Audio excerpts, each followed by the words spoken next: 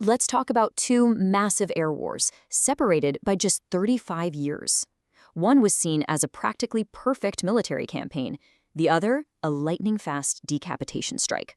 So today, we're going to break down how air power evolved from the deserts of Iraq in 1991 all the way to the skies over Iran in a hypothetical 2026. Yeah, this is way more than just a story about two conflicts. It's really about a fundamental shift in how wars are fought, how targets are chosen, and, how technology just changes everything. Okay, let's dive right in. All right, first things first, let's set the stage and really get a feel for the sheer scale of these two absolutely defining air wars. So back in 1991, you had Operation Desert Storm. And it was just a monumental effort. I mean, you had a coalition of 39 countries all coming together with one crystal clear goal: get Saddam Hussein's forces out of Kuwait. And the air campaign, it was the heart and soul of the whole thing, an absolutely relentless 43-day storm of air power.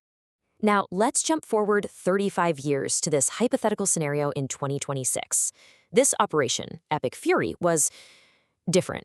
It was a much more focused 40-day campaign run by the US and Israel, and it had two very specific, almost surgical objectives: take out Iran's nuclear program and, well, take its top leadership right off the board.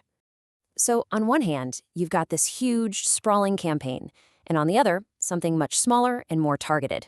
But does smaller automatically mean less intense? Let's really dig into the numbers and find out. Look, when it comes to sheer volume, Desert Storm is the undisputed heavyweight champion. No question. Over just 43 days, the coalition flew a staggering 116,000 sorties.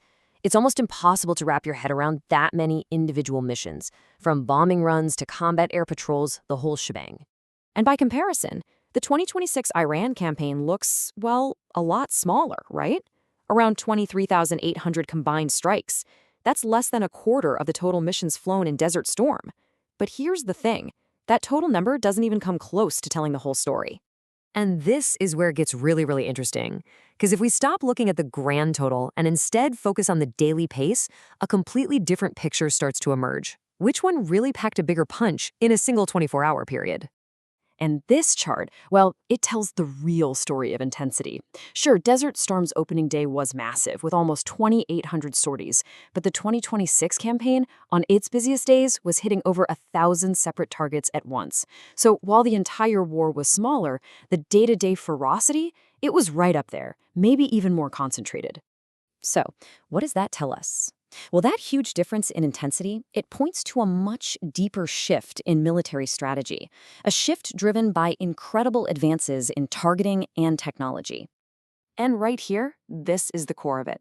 In 91, the goal was to basically cripple Iraq's ability to function as a country. The coalition hit everything: military units, power grids, bridges, command centers, you name it. But in 2026, the strategy was pure surgery. The focus was on very specific high-value assets: the nuclear program, missile sites, and the actual individuals in charge.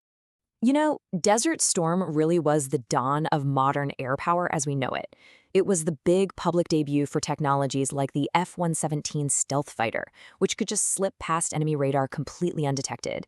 It showed the world the power of Tomahawk cruise missiles and these specialized wild-wheel aircraft that would go in first to hunt and destroy enemy air defenses, literally paving the way for everyone else.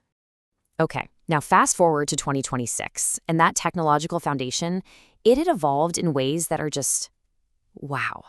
Deep penetration stealth bombers like the B-2 Spirit were now the tip of the spear.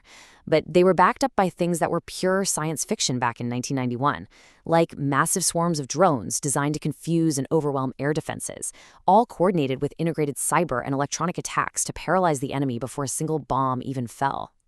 And all this new tech, all these new capabilities, they made possible the single biggest, most game-changing difference between these two wars: what happened to the enemy's leader. And here it is. This is the whole ballgame.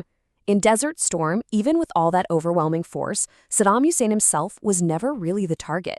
He survived, and he stayed in power for over a decade. But in 2026, the strategy was the complete opposite. On day one, a targeted strike killed Iran's supreme leader, Ali Khamenei. That is the radical shift. We're not talking about just degrading a regime anymore. We're talking about decapitating it. So you can imagine, with such a huge difference in goals and outcomes, the strategic aftermaths of these two conflicts were completely different stories. It's pretty interesting. Both campaigns lasted about the same amount of time, roughly 40 days, and both ended in a ceasefire. But look at where they ended up. In 91, the mission was accomplished, Kuwait was free, but the regime in Baghdad was still there. In 2026, the mission was also accomplished, Iran's nuclear program was in ruins, but this time, the regime's supreme leader was gone. Okay, so this table really pulls it all together nicely. Similar timeframes, but a massive difference in the number of missions. And of course, that critical split in the outcomes, both for the enemy leader and for the ultimate strategic goals. One war restored a border. The other, it reshaped a regime from the absolute top.